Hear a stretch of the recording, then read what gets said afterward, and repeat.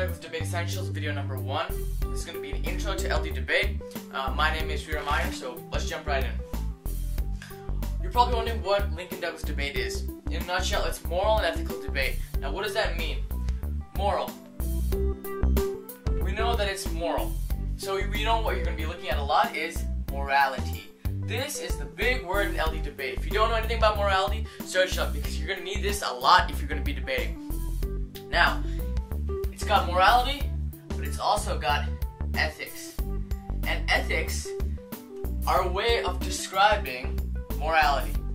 How we look at morality is ethics, our ethical evaluation of a situation. So that's basically, LD is moral and ethical debate. Next, what's important to consider is that there's two different types of LD, or how many ever you'd like to qualify them as being. There's the national circuit and the local circuit level. Now the local circuit level for you guys will have many different names based on where you are and where your school or your organization happens to have the league. So you might have NFL, you might have NCFL. And NFL is just National Forensic League, and NCFL is National Catholic Forensic League. They're both leagues that have their own tournaments, and these classify as local circuits. One thing you want to know about local circuits is they may have a lot of judges who we call lay judges. Now, what a lay judge is somebody who's not going to prefer to hear some very complex argument. There would be somebody who would be a layman. If you were to walk up to a street and present your argument, you would want them to be able to understand. On the other hand, the national circuit, or what's referred to as the NAT-CIRC, is the national circuit and is a bigger scale version of a local circuit. However, the competitions are held in colleges and in other institutions throughout the year. These tend to be at a higher level of understanding the arguments and tend to be nationwide. So they're not going to be concentrated in one area rather than your local circuit, hence local. So there's an important difference between NAT-CIRC and local circuit, which we'll get into in later videos. However, the important part is that you need to be able to differentiate your style of debating from national circuit and local circuit. A huge part of LD Debate is going to be the skills that you learn while debating. Now there's 3 really huge skills that I think that you learn and that I've definitely learned while doing LD Debate. The first one that my friends have a lot of trouble with is thinking on your feet. Now this is the biggest skill that you're going to need in LD Debate, because no matter how good your evidence is coming into a round or how good you think you're prepared, where it actually matters is how well you can think on your feet. An opponent is always going to have some argument that you don't know. At least one opponent in your entire debating career will have an argument you've never seen before, you've never heard, and that's where thinking on your feet comes in. Thinking on your feet tied in with analytics is very important. There's a difference between analytics and empirical evidence. Empirical evidence is statistics, is actual data and research that you've gotten. Analytics is going to be logical arguments, reasoning, the true spirit of LD Debate that you must come up with on the spot. So you need thinking on your feet in order to use analytics. All of this will allow you to rely on yourself. And this helps you outside of LD Debate also, because if you can use analytics and think on your own feet, on your own feet, by yourself without any other help, then you're set to take on any situation, and essentially you can never be cornered into making a bad statement. You'll always be able to think quickly, analytically, and you'll be able to rely on yourself. This skill can be used in projects, at home, in tough situations, and it's an excellent life skill. So LD not only teaches you the skills to debate properly, but life skills. Alright, topics. Now, there's 3 topics that I've listed up here on the board.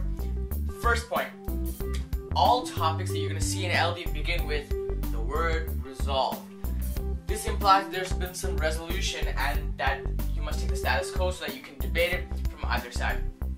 Now, if you look at each of these 3, they happen to use the words United States in the actual resolution.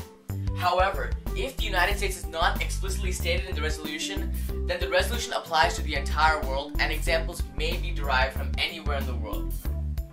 One of the basic morality triggers that you'll see in some of the resolutions is the word ought. Now, ought, if you look up in most dictionaries, it'll imply some kind of duty or a moral obligation. So ought implies that morality, and that's why you are allowed to use morality as a value. This is a resolutional implication that morality could be a value in our rounds. However, there's several other ways of showing that morality is an important value to use, and that's basically what LD debate is about. So morality is inherent to any argument that you have. One of the last points that I want to talk about is in each of these resolutions, almost half the debate is focused on breaking apart the definitions of words that are within the resolutional context. So if you look at this first one, resolve, the United States ought to extend to non-citizens accused of terrorism the same constitutional due process protections it grants to citizens. Now, there's many different ways of looking at the words same constitutional due process protections, and this was a hotly debated topic last year. Also, the word extend could also be defined in different ways, and the way that one defines each word could change the kind of arguments that you're making and the type of way that your opponent has to respond to your argument. However, you have to defend your definition of each word. The same goes for this one. Resolve, the U.S. ought to guarantee universal health care for its citizens.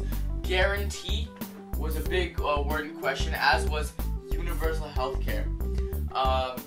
And finally, in this one, resolve, rehabilitation ought to be valued over retribution in the United States criminal justice system. One of the biggest issues that we had with this topic was the words valued over, which I don't think that anybody that I've heard has really flushed out the definition of valued over. So these are some of the topics, and this is probably my favorite part of debate, which is just getting the topics and starting to research and learning about all the different arguments. So this is an important point to pay attention to. Alright, final thing I want to talk about is timings. Now, before I start that, there's going to be two words that you're going to want to know. Aff and neg. Aff means affirmative. Neg means negative. The affirmative affirms the resolution. So if I have the resolution resolved, the United States ought to guarantee universal health care for its citizens. The affirmative would say yes, it ought to guarantee the health care. The neg would say no, it ought not guarantee the health care. Just so we have that sorted out, we're going to get into the timings now. First speech is the affirmative constructive, or the AC, commonly named, and that is 6 minutes long, during which the affirmative presents his or her arguments for the affirmative side, of course. Next would be the cross-examination of the affirmative by the negative. So the negative, who has just listened to the AC, would ask questions about the AC.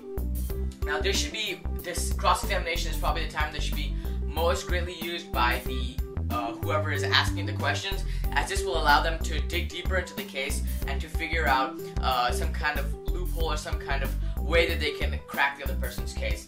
This is 3 minutes long, so it needs to be used wisely. Next is the negative constructive. This is 7 minutes long. The reason for that being, the negative will present their arguments in the constructive speech. However, they will also rebut the affirmative case that they have heard. So in order to really build up a strong negative constructive, your cross-examination as a negative should be very strong. Next is the cross-examination of the negative by the affirmative, when the affirmative asks the negative questions about their constructive that they've just heard. Now, the affirmative gives a rebuttal, which is 4 minutes long. It's called a 1AR. Now, the 1AR is considered one of the toughest speeches to give because, look at this, it's only 4 minutes long.